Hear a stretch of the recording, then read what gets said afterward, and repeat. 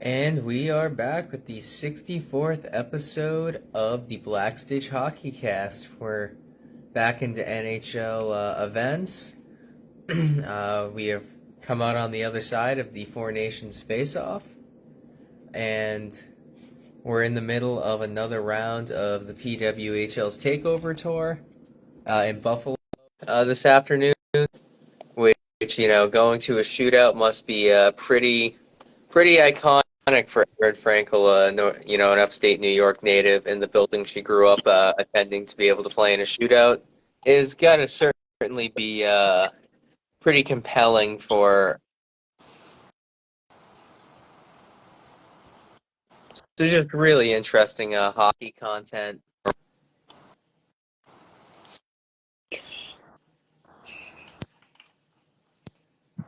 Before I dive into any Four Nations content, some really interesting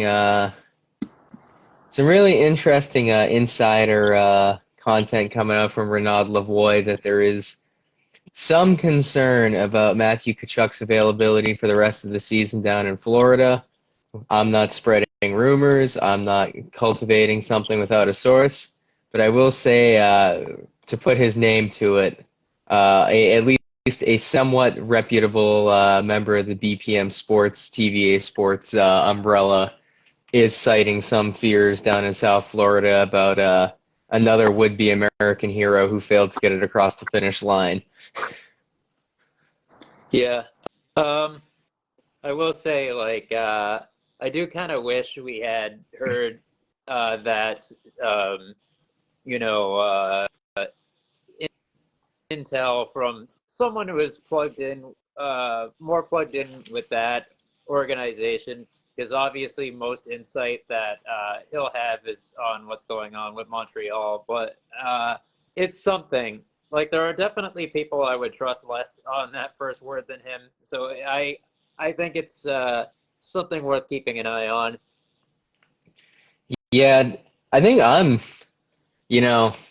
I saw some clickbait from other outlets on it. I was like, well, you guys are full of shit because you're saying this is confirmed, and if not for nothing, and if I was a person to speculate on who's going to be the one who eventually drops the news on this when or if it does come down, it's probably going to be Drager because Darren Drager tends to be the guy to drop the big news that you're not expecting to hear. That's kind of his shtick.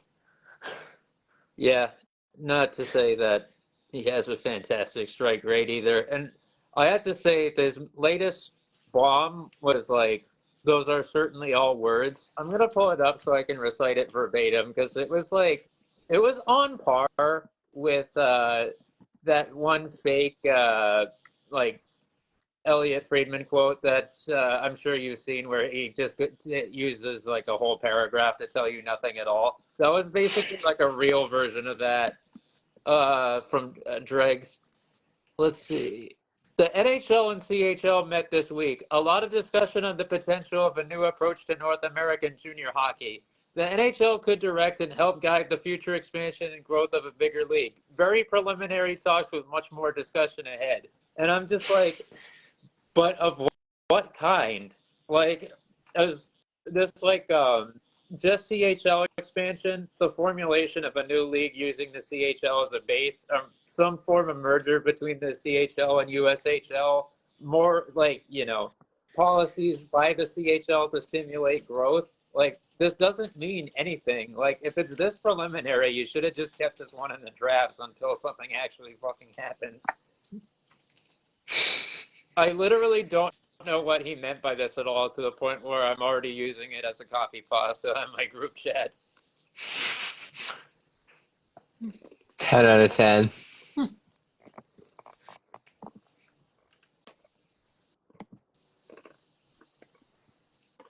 Yeah. Yeah, a lot going on content-wise across. I'm going to hold off on digging into the Four Nations until after the Prospect Corner this week because I had a very interesting experience there, and I hate to get any degree of political on here, and I'm going to avoid being too political when I go down this rabbit hole. But having said that, there's always going to be some degree of national perception, but I'll come back to that later. NHL happenings this week. It boggles my mind how, and we talked about this, I guess two-pronged thought.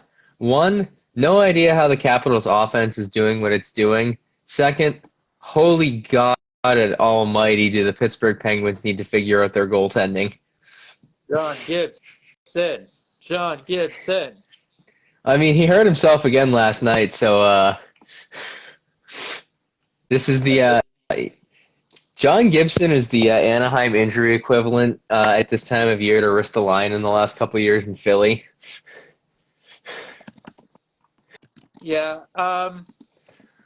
it was definitely alarming seeing Dostal come out for the third period. And it definitely you know, not great timing at all for that showcase. I mean, at least we're at that stage where his listing is just out, and they weren't quick to place him on injured reserve of any kind. So I can imagine it'll be a day-to-day situation. So I'm not giving up too much hope yet. But it's just man, that if anything is a bad omen, it would be for that to occur on the fucking first game after the break. You know, I also thought I think it's really interesting that the Anaheim Ducks are going full NFL injury reporting of right after he went out, it's John Gibson has left the game with an apparent pulled hamstring. And then ahead of tonight's game in Detroit, John Gibson's out with an upper body injury, and it's he's not Yao Ming, so I can't consider his groin part of the upper body. So somebody be lying here, and not the goalie for Detroit tonight. But speaking of the omens, when it's really bad where I was sitting in the Garden last night, and as soon as I saw Dostal come out while we were up 2-1, I'm like, oh, we're getting 2 points tonight because Gibson's not in.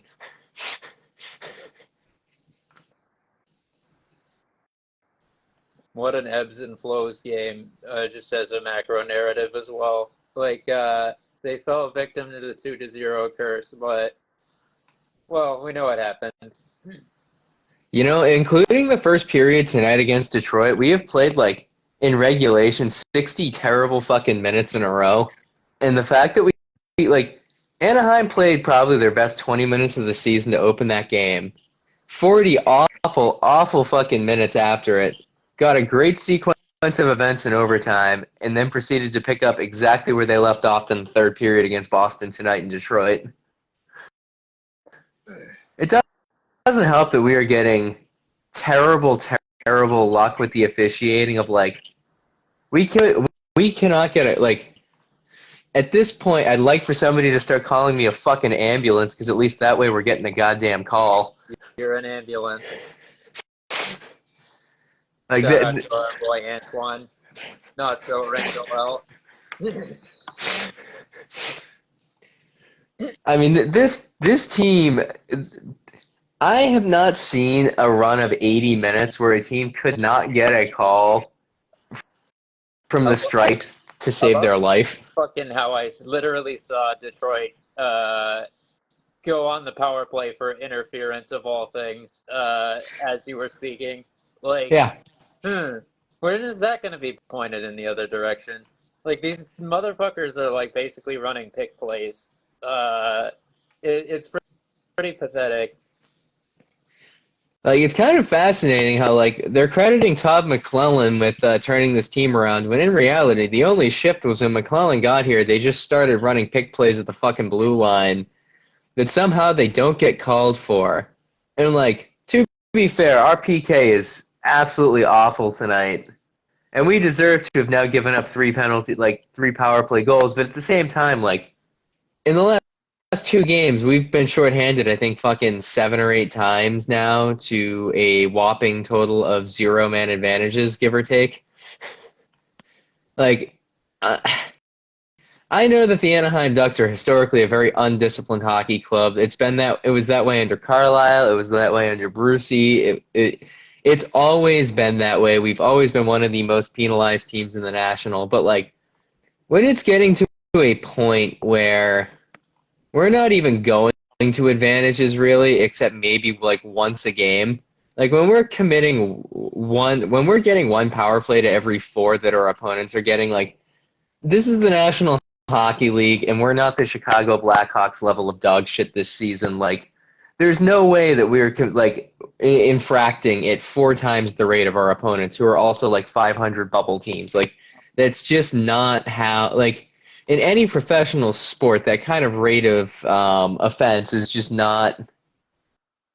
It's not sustainable, it's not viable, and it's not credible. And no, I'm not sitting here and saying that like the NHL has an agenda against Anaheim in this particular instance, but like the amount of terrible luck and just terrible like game management that goes on in games we're involved in lately has been fucking egregious.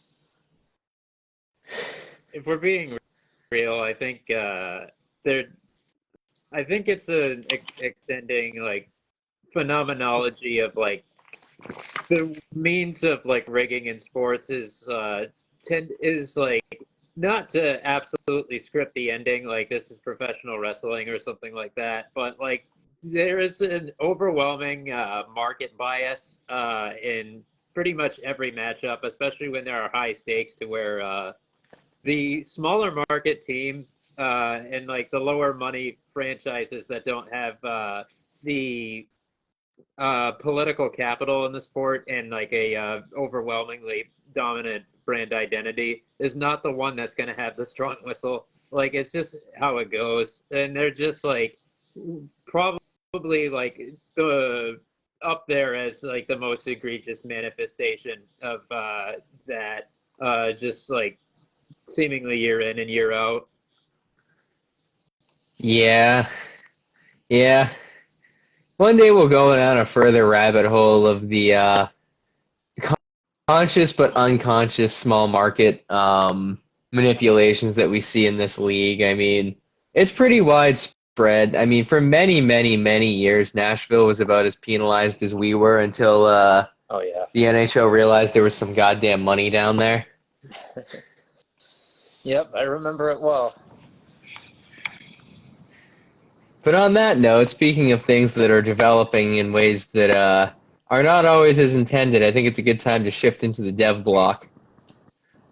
So, I want to kick things off with some commemoration of some milestones that have occurred recently in terms of single season productivity. The big one that just went down yesterday was that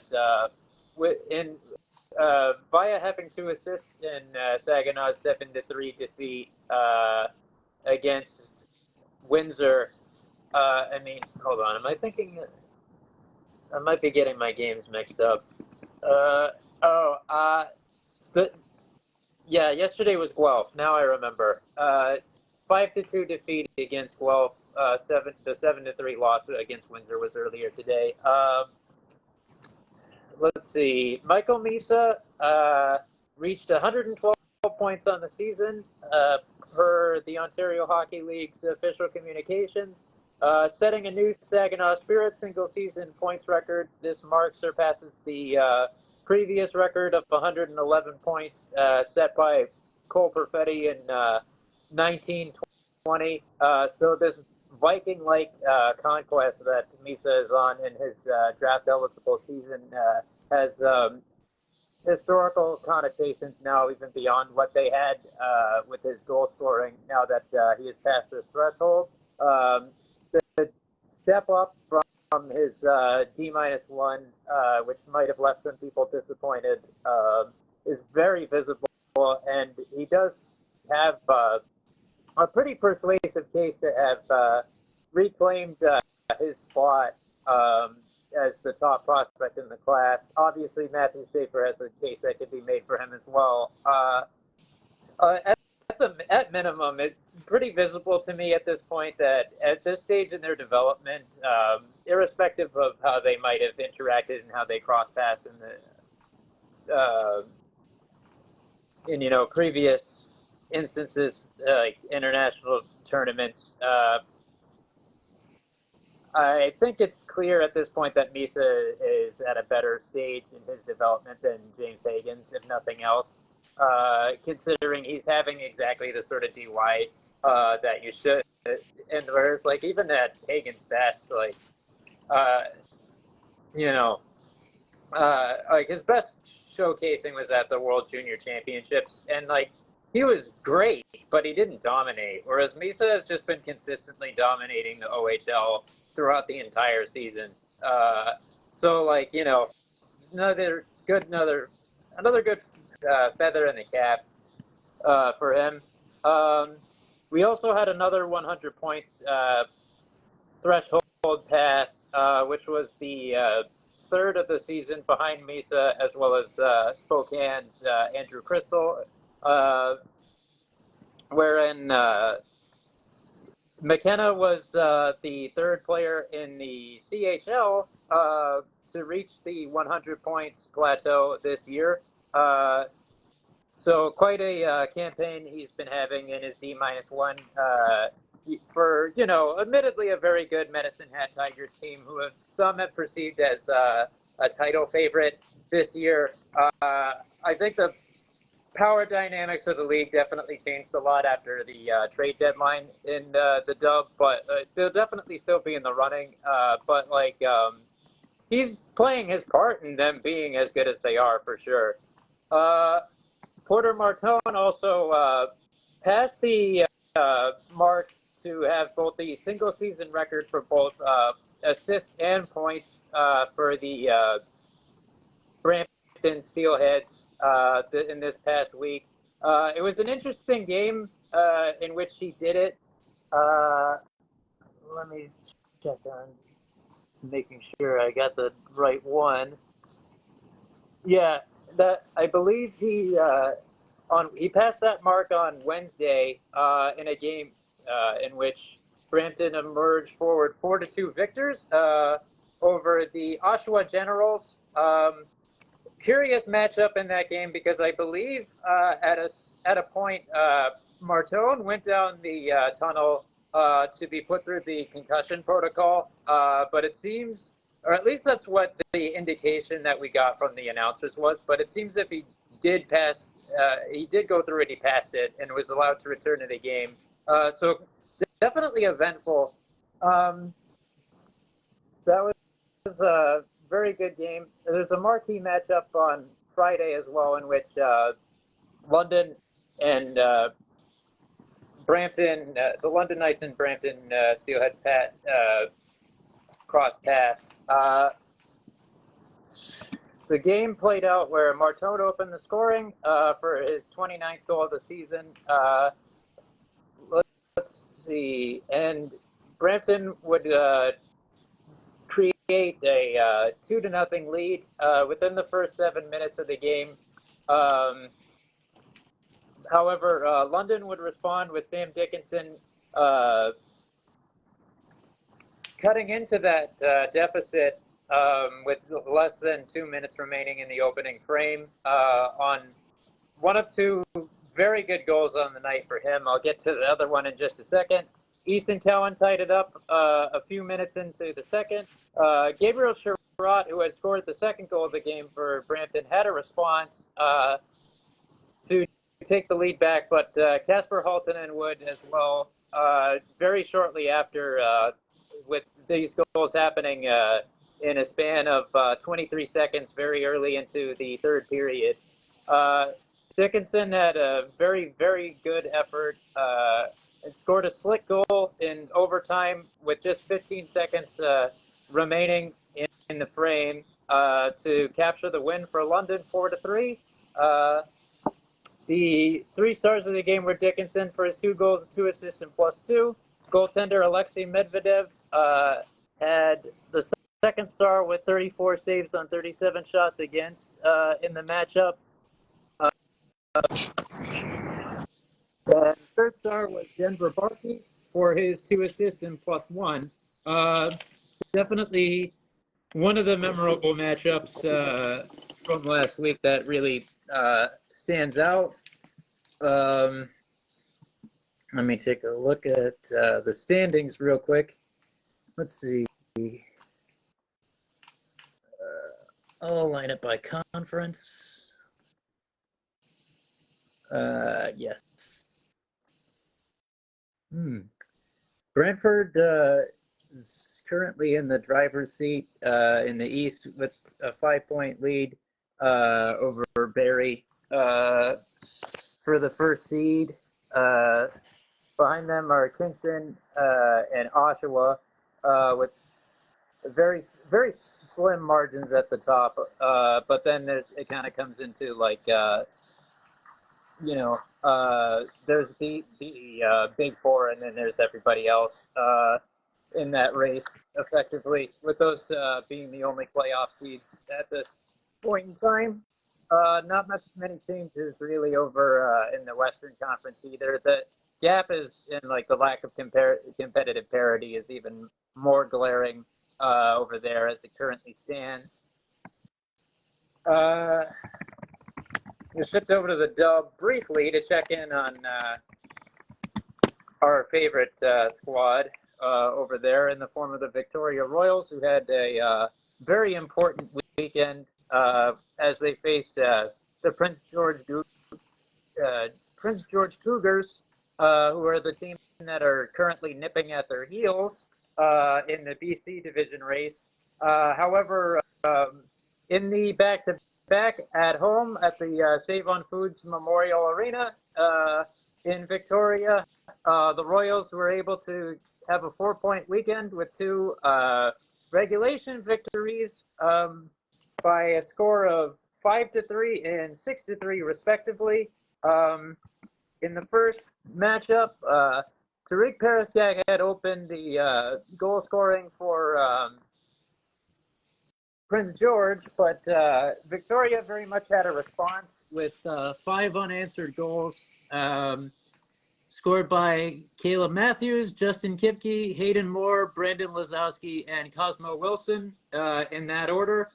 And this explosion was enough, a very big one against the goaltender top prospect for this draft, Joshua Ravensbergen, who some have floated around as a potential first-round pick, which of course is very rare for goaltenders in a modern context. With Victoria having scored 5 on 36 against him. Hayden Moore was the first star of the game with 1 goal and 1 assist and a +2. Caleb Matthews, second star, 1 goal, 1 assist, and a +1. And Cosmo Wilson took home the third star with 1 goal, 1 assist, and a +1 of his own. The second matchup, 6-3 victory for Victoria. It was a short night for Ravensbergen in this matchup as Victoria scored, let's see, 3 goals on just 8 shots against, it looks like, for before Ravensbergen's night was ended just 14 minutes and 12 seconds in. After chasing him, they were only able to put 1 against replacement Cooper McCulloch on my mistake, actually. 3 goals on 5 shots, so they were just very efficient in the few opportunities that they did get against him. So that's an even more like ridiculous statement if those statistics are accurate. But ultimately, they were able to resist the offensive resistance that was met from that they were met with from Prince George, who scored 3 goals after that, and that 4-goal outburst over the first 25 minutes of gameplay. Quite a significant showing for Keaton Verhoff as he finally got a goal to his name after seemingly using his shot less for a considerable amount of games. It was quite a remarkable coast-to-coast play where he rifled one from the top of the circles and beat Ravensburg and clean. Very Bobby Orr type play that I was very happy to see. Both the broadcast and the in-arena player of the game awards were given to him. But he did not end up with a third star from the he did not come home with any of the 3 stars from the members of the sports media who were present that voted on it. Justin Kipke was the first star, his defensive pairing partner and captain, with his +4 on the night. Cohen Zemer of the Prince George Cougars had the second star with 2 goals, 1 assist, and a -2.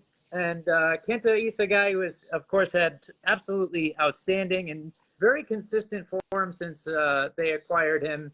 Had the third star selection with a 1 goal and 1 assist and a +4 to his name in the matchup. This was a significant night for Isagai as the 20-year-olds on the team, including him, were honored in ceremonies before the game. So, very much a feel-good moment, which he performed well on in the actual on-ice proceedings as well. I believe now at this point, Cole Rezhny via his 2 assists in that game. Let me check on that. Yeah, let's see. Yeah, now his, I think, let me take a look at this. He had an assist in the first matchup as well. Let's see. It's getting pretty ridiculous now. Let's see. 1, 2. Hold on. Why is it? It looks like it's out of order. You're out of order. This whole court is out of order. The vending machine's out of order. Yeah, they fucked this shit up. I think his. Yeah, I'm getting conflicting signals here from his game by game on his official profile. But if I'm not mistaken, I believe his point streak now rests at I want to say 15 at this point, which I read at least one source say was among one of the best in WHL history, although I don't know how accurate that really is. But it's definitely pretty remarkable. He and his line mate, Taden Trembecki, have been on really, really good form for, basically the entire calendar year to this point. So that was a nice little flourish on top of that for him to have stretched it to the point where it's at. Hopefully his draft stock is going to rise in the near future. It's been pretty disappointing to see that it's been relatively low based off of recent evaluations, such as from NHL Central Scouting. Let me take a quick look at the standings now. Let's see.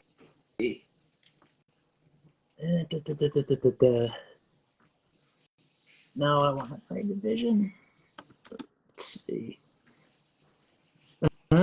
Yeah, so at this stage, Victoria is a full 9 points clear of Prince George, albeit Prince George do have 2 games in hand. But with these very crucial wins, both occurring in regulation, and only 10 games left to go for them, is 12 and 12 for Prince George. They definitely position themselves pretty well to capture the BC Division crown, which I am almost certain would be the first time that they've done that since they had the best record in the WHL in the 2015-16 campaign. In the grand scale, they are now, they remain with the second seed, and now have just one fewer point than the Spokane Chiefs, who have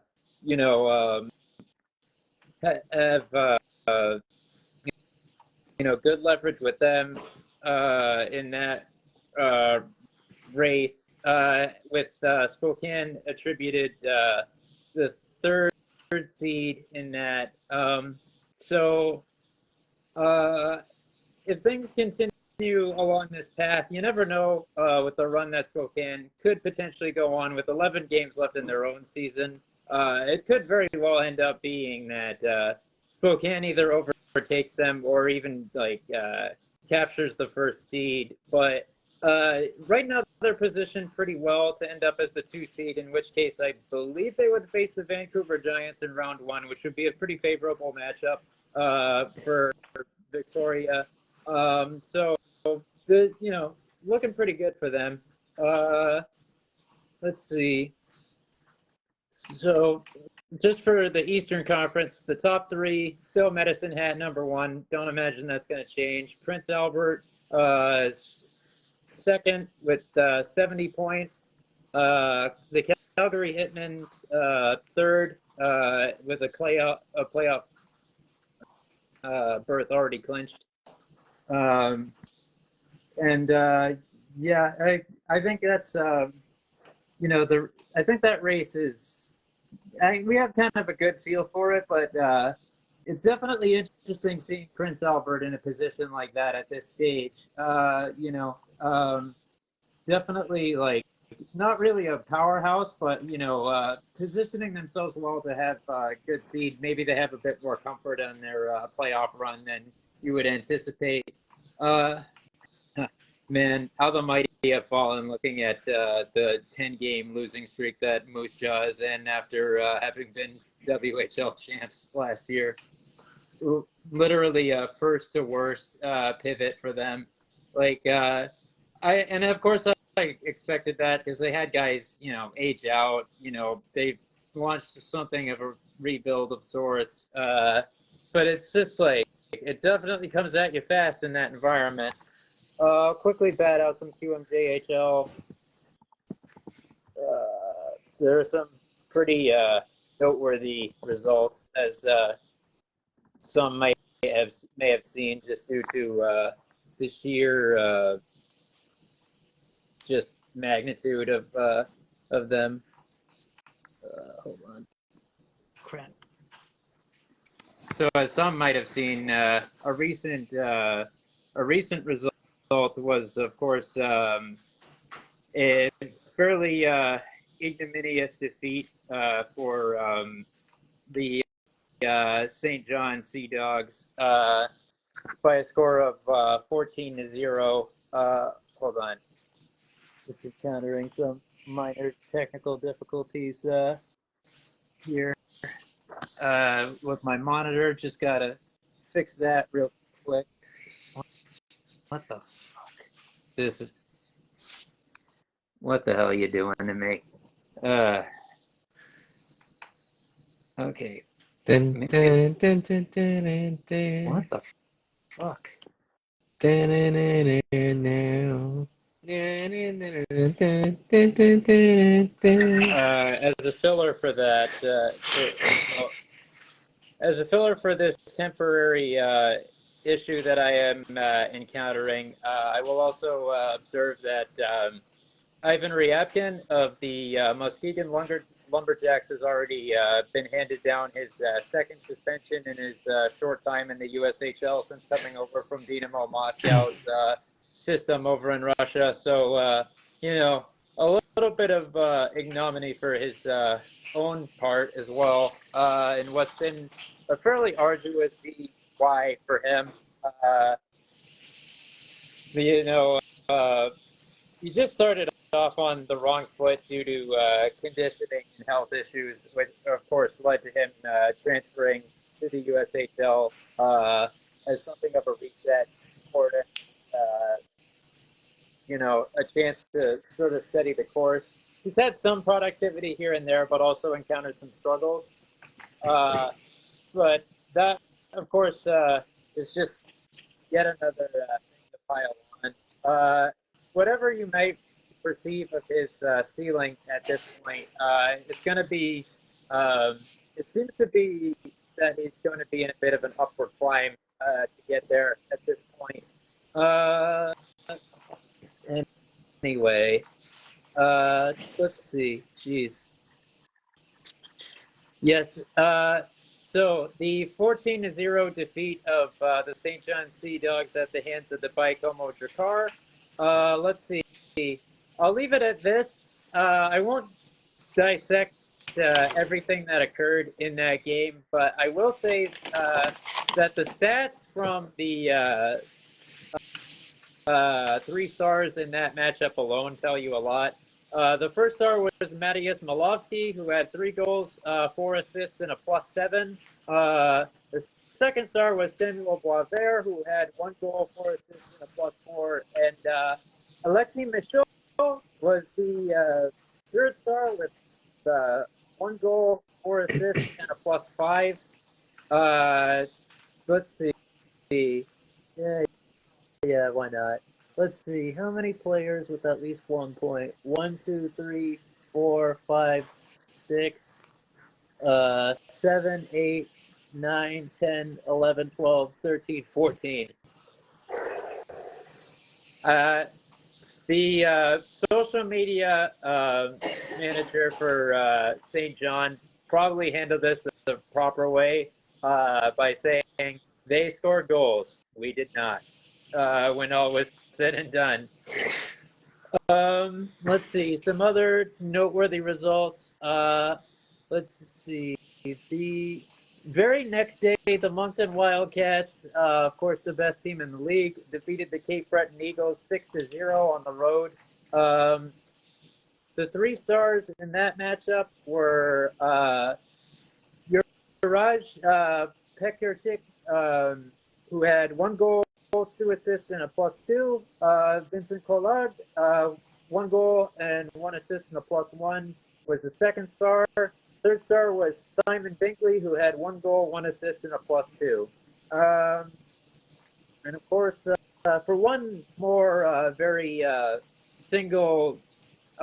another very one-sided matchup, we had Moncton additionally defeat the Victoriaville Tigers 10-1.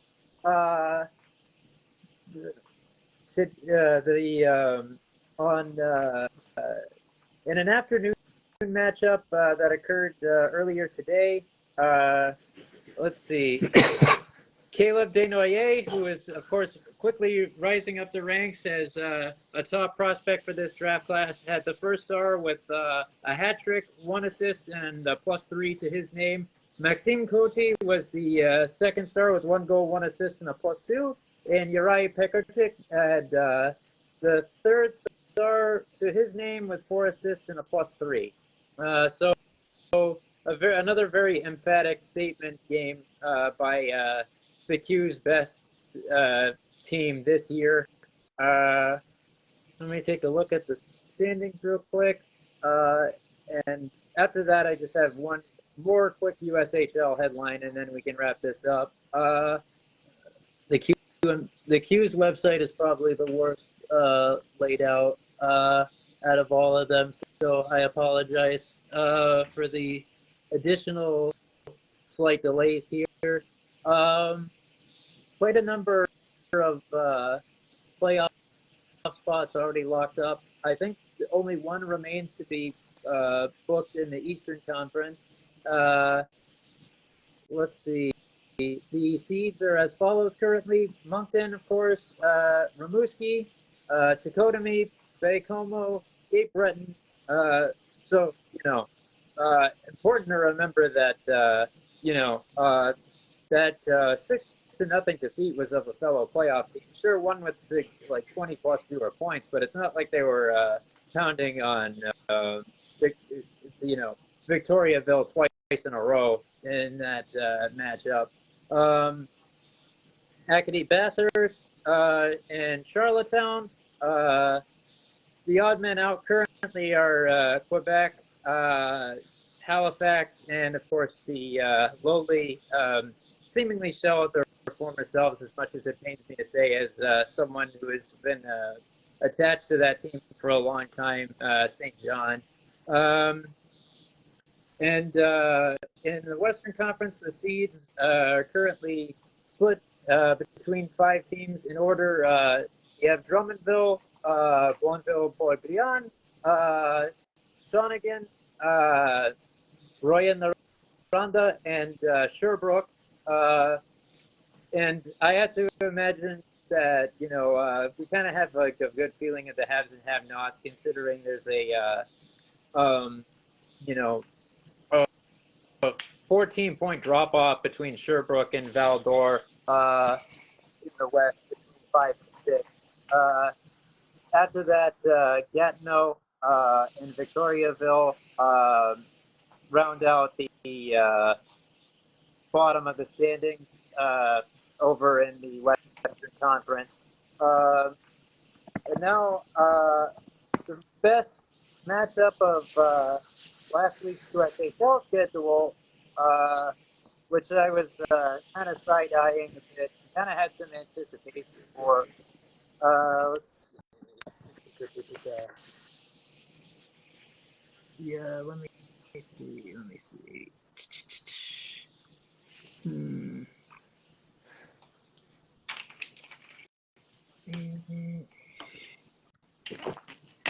Nope, not that. Not the right tab. Yes, things. R.I.P. Tab, you were a good diet soda. All right, get me a tab.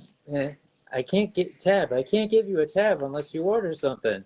All right, well, get me a Pepsi free. Listen, if you want a Pepsi, pal, you're gonna pay for it. Good old Back to the Future, Bobby. Here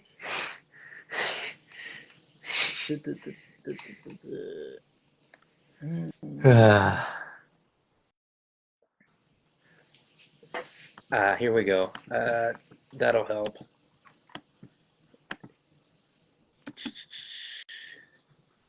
I swear to God, it's not. I had it, and now it's just evading me for some reason.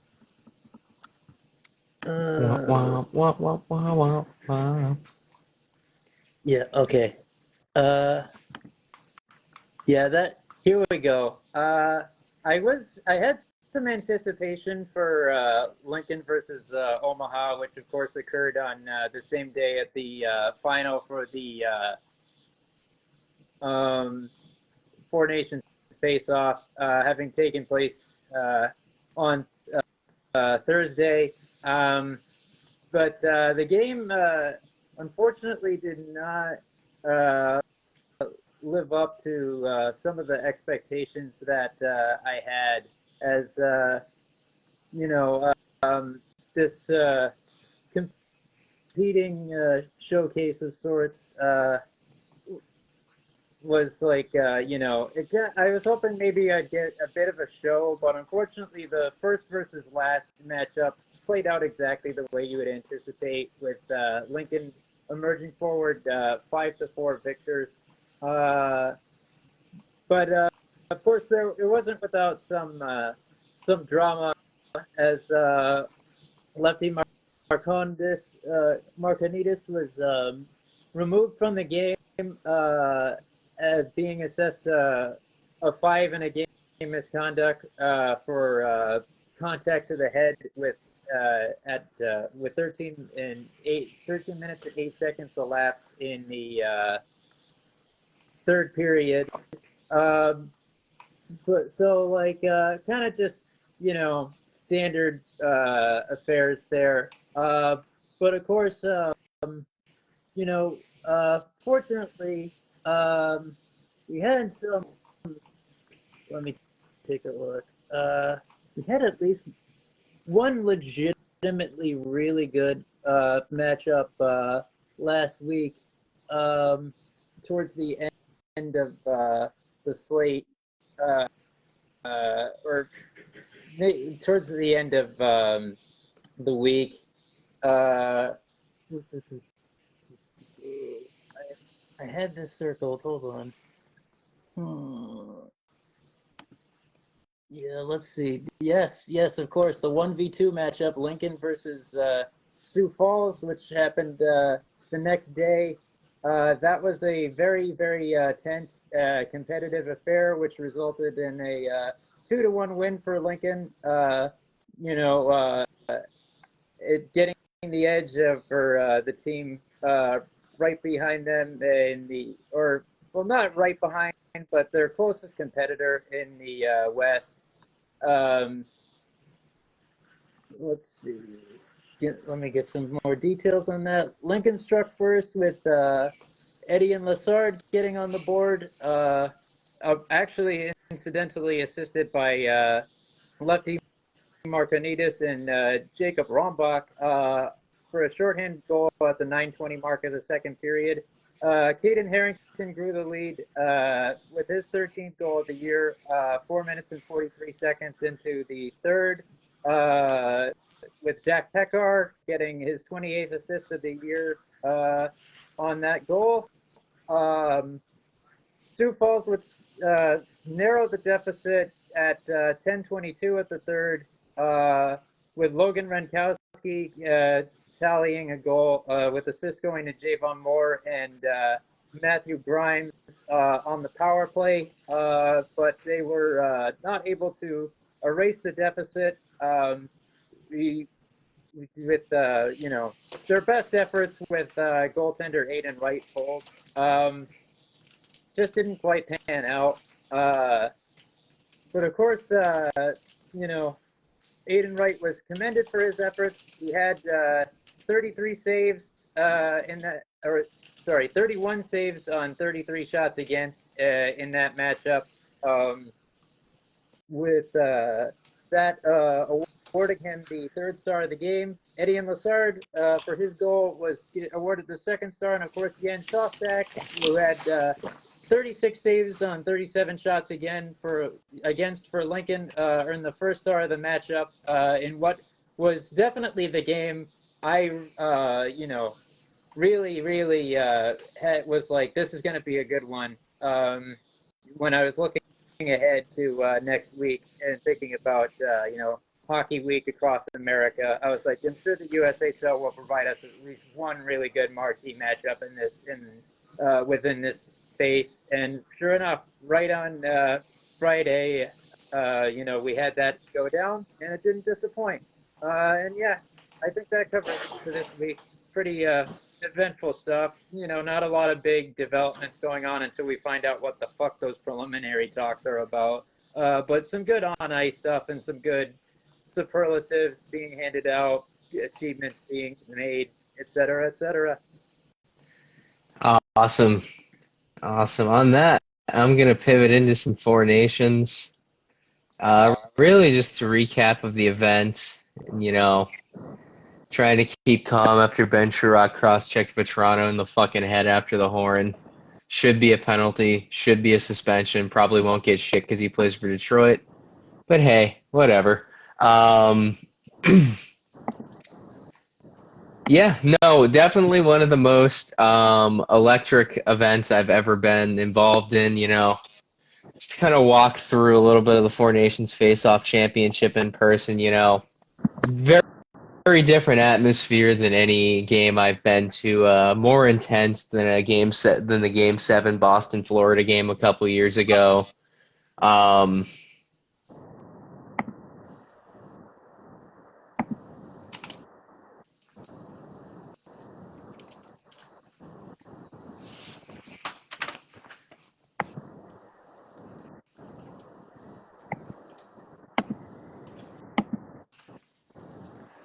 Yeah, super electric environment, really heavily divided crowds, probably 35, 65 Canadian to American. Really interesting environment, a lot of talk heading into the game was about the anthems. And, people who know me, I am not a patriotic person at all. Um,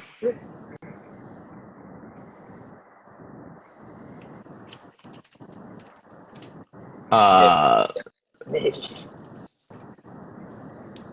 um,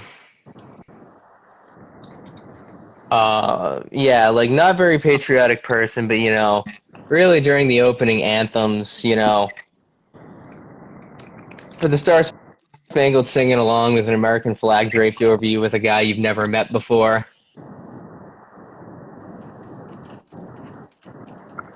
The Boston Pops, bro.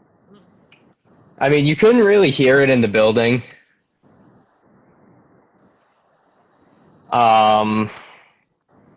Because, there was so much emphasis on singing along to that song, and you could tell the woman who was doing the vocal with the Boston Pops was not exactly stoked that the Boston crowd was singing over her. But that said, really, Oh Canada was kind of the point of, so much focus of how things were going to go. The crowd booing what was going to happen with the current political state of things. And, it was really fascinating having been in the building for that. And it starting with, a lot of boos came down within the opening 15 seconds of that. And I really remember, I was watching the game with a 70-year-old from Nova Scotia who had come down and, some really obnoxious, the most stereotypical American Canadians I've ever met in the row behind me. And, really just, this is one of the times, not to be overly political, where I feel like love really, triumphed over hate, where people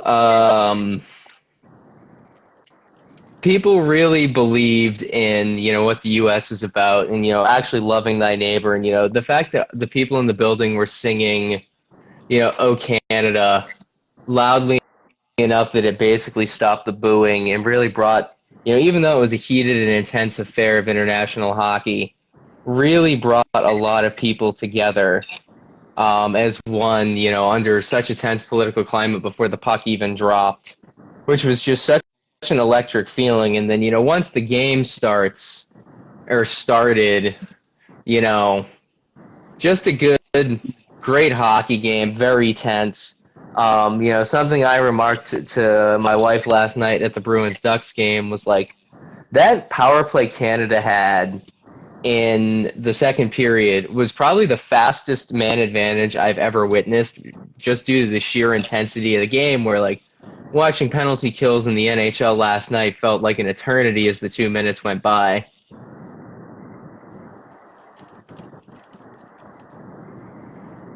And yeah, like just a great game, great intensity on all four goals. The building was electric. Just really, really a great atmosphere, great and electric. The city of Boston did a great job hosting. The game itself through the first three periods was phenomenal. Experiencing it with people, and just the vibe in the building, phenomenal. And then, once you get to overtime, Jordan Bennington, absolutely phenomenal. Watching those saves in real time in real life, real special shit, and it's not like, since the crowd was so divided, really 35-65 of Canadians and Americans, like it wasn't just, the drudging of boos, as he robs Austin Matthews and multiple players, for the United States so consistently. Like, just ultimately a great experience, a great crowd, and like when McDavid scored that game winner, it, as an American, there was about 60 seconds of 60 seconds of processing, 60 seconds of disappointment about how the game had unfolded, and then an immediate snap back to, hey man, like, this is maybe the only time that the Nova Scotia trio is going to win a title together. Like, this might be the only time we see Mac, Marshy, and Crosby, win together. As much as it sucked to see great American players do such a good job, you know, it wasn't maybe as empty of a feeling as it could have been as just the spectacle. And then, the playing about Canada at the end, the watching of that group collecting, the spoils of their victory was fucking like it was fucking special to witness because like that's truly peak hockey. It wasn't really that much ref puck. Both teams left it all on the ice, and some teams get bounces, some teams execute better than others, but ultimately just the greatest hockey experience that I could have ever witnessed in person, and then really just take away, and process over the last few days what it was like to be there for that. I don't think I'm ever going to experience a hockey event like that as long as I live. And maybe I would have liked to have seen the United States, for the first time since 1996 win a best on best, but like just a great tournament, a great game. You know, I'll never forget singing "Oh Canada" as they're celebrating with a 70-year-old who drove all the way down from Halifax for the game. Really honoring what those guys on that team had accomplished and really just processing everything that unfolded and what was a great tournament that was great for the game. And I really hope that it really brings more attention to what our great game is.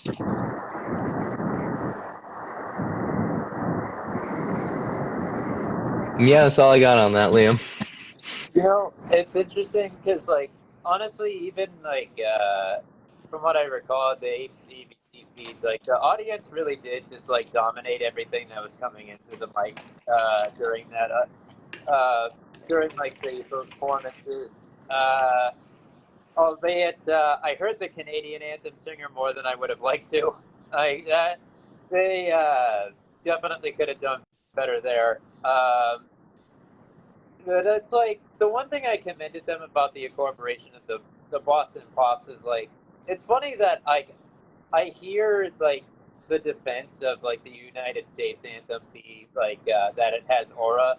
I'm like aside from like the subpar melodic components, in my opinion, like I think aura is what it's like lacking, big time. Like in most renditions, it's like when I hear like say after like a victory at a game in like the World Juniors and they play the Star Spangled Banner with like the recording of the orchestral performance. There's no aura or strength to that. So a lot of it comes down to presentation. Like I hate to say it, but I think that when the standard practice at the Garden was to have Rene Rancourt, backed by Ron Poster, performing that, like, was he a good technical singer? Absolutely not. But that particular combo of like his voice and bravado combined with Poster's organ backing had aura, and that was like how you sell it. So the fact that the organizers, of course, maybe they probably botched it by not bringing Todd eventually out to perform it as he normally would. But they put in like that extra effort to have some aura to that or part of the proceedings that they normally don't. Yeah. Yeah. I wonder if there was a part of the hesitation with Angeli was due to the fact that he did recently try to stake himself into some local politics. Not sure anyway about that, but I do feel like in an odd turn of events, him having somewhat of a political career after his attempt to become the Essex County Clerk of Courts could have potentially played a factor in that, at least on Uh, the. yeah, I mean, uh, the thing that gives me pause is that it seems to me that the NHL made the call, and it was like if they were to do it by that, because of that, like it would be an effort to be nonpartisan. But as I recall, he ran as an independent, so it's not like by having him perform, you're really endorsing either side or any side of like the political, any portion of the political spectrum, really. So it's just like I feel like it seems to me that they kind of just made like a decision based on their own internal politics of wanting to have their person represent it rather than like someone affiliated with the host uh, organization. That's kind of how I read it, but I could be mistaken. Who knows? Yeah, we'll never know. But with that, I think we're in a spot to pivot into our big finish for the night. Um, yeah. So I've been thinking about. Um, I've been thinking about the structure of NHL scheduling, and in particular how they, rise to the occasion by like having like their frozen frenzy to really like bombard people with the product and get it out there. I think, you know, I'm thinking about this current incarnation and how things have been like the past couple of days of having had everyone play in like the first couple of days after a return from a break, which was very good for league branding and like drumming up interest that was not there and getting a lot of new fans. And so I think even if they did not foresee that the Four Nations Faceoff was going to be as much of a success as it was, I think they were correct to identify and deserve commendation for the NHL coming back with full force in the couple of days afterwards. But I was thinking about something. While the game didn't live up to competitive standards, really, I think that today's game between Washington and Edmonton was, on its face, the marquee matchup of the day at minimum, if not the entire weekend, when just considering the star power there and, the potential for really good play. So for it to have been relegated to like a 1 o'clock slot, which isn't terrible for a Sunday, but, not where a game of that magnitude should be in the mix of like a gigantic number of games. It should be given like the best spot, the prime time spot, like the best to get eyes on it, as many eyes on it as possible. So it wasn't really a decision I agreed with. Like even bearing in mind like that booking was almost assuredly made with probably the NHL like not having high expectations for like what the caps were going to be this year. But even bearing that in mind, like it's an Alexander Ovechkin versus Connor McDavid matchup. At a very crucial time of the season, which on its own, like especially considering where Ovi is at in the chase for Gretzky's record at this point, is like this should have been prioritized greater. But I won't hang them for not considering all the variables, um, you know, or how this, how much of payoff there could be for this ahead of time. But what I do think is that I think it's worth examining the NHL to adopt a schedule flexing, uh, you know, method akin to the one that and policy akin to the one that's used by the NFL. Like I get it's probably logistically a little bit more difficult because the NHL is not a schedule viewing that occurs once a week like football is, but like I think you can accommodate it if you have enough enough prior warning to accommodate the logistical components of it. But you're also close enough to the matchup to know that this is like a game between two very good teams that is worth examining.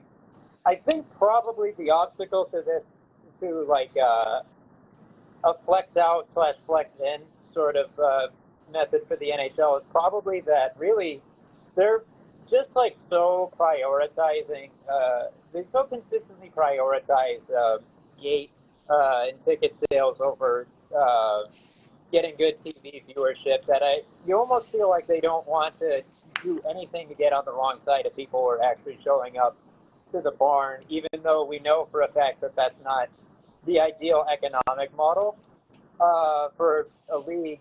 So really, just like the biggest obstacle to that being introduced is probably like something I mentioned before. Is like, you know, a let's see, it is just another poor aspect of their business model with this gate over TV and licensing emphasis that they have. So like, but like part of what, so I think a key part of how they can reinvent themselves and do it better on the TV presentation side is working out an agreement wherein something akin to the flex can be incorporated into their scheduling. For sure. This week really just actually wanted to touch on the last couple games with, really what Washington's done here of,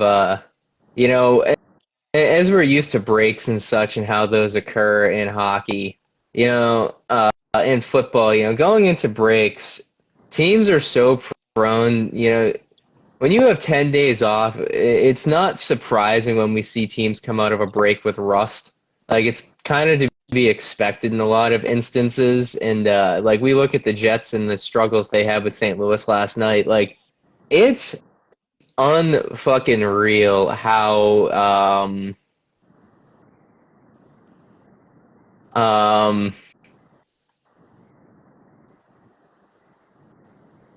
how they've just put up 15 goals in 2 games right off of the break. Like, literally nothing happens. Like, that's some real nasty work they're doing out in the nation's capital. Like, I can't think of a team that to count like that was hot going into a break and then to absolutely dummy the shit out of two. Yeah, the Penguins are low hanging fruit because their goaltending is bad and their defense isn't much better. But like to absolutely throttle your first two opponents.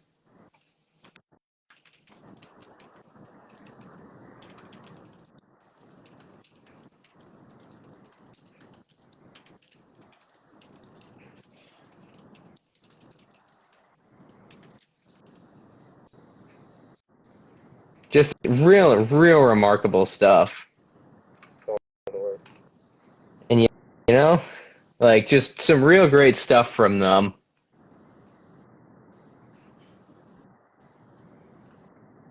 You know, I know like this isn't his first season, but like it's just amazing how and I've talked about this a lot.